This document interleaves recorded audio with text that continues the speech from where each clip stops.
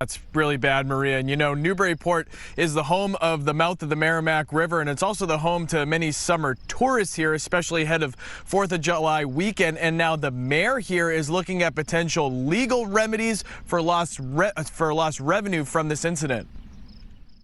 I dipped my hair a little bit in it. I'm not feeling too great about that. Tonight, Salisbury, Newburyport, Newbury, and Ipswich officials urging people not to swim in the ocean after a major sewer line break in Haverhill. That break sending 8 to 10 million gallons of raw sewage a day into the Merrimack River. Right now, we're setting up a bypass system to do that, to stop the flow into the river. The 42-inch pipe ruptured Friday after heavy rains inundated the pump system, which takes wastewater uphill to the treatment facility.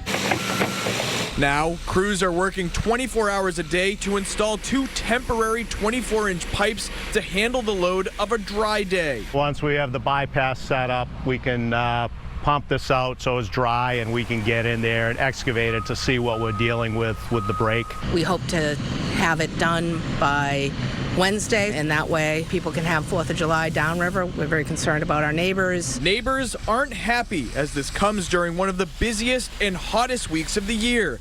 Newburyport's mayor saying in a statement, quote, "Municipalities that rely on the Merrimack River deserve timely, transparent information during an incident of this magnitude." Swimmers not thrilled either. I just went a little bit, definitely probably take a shower a little bit sooner when I get home than I maybe would have.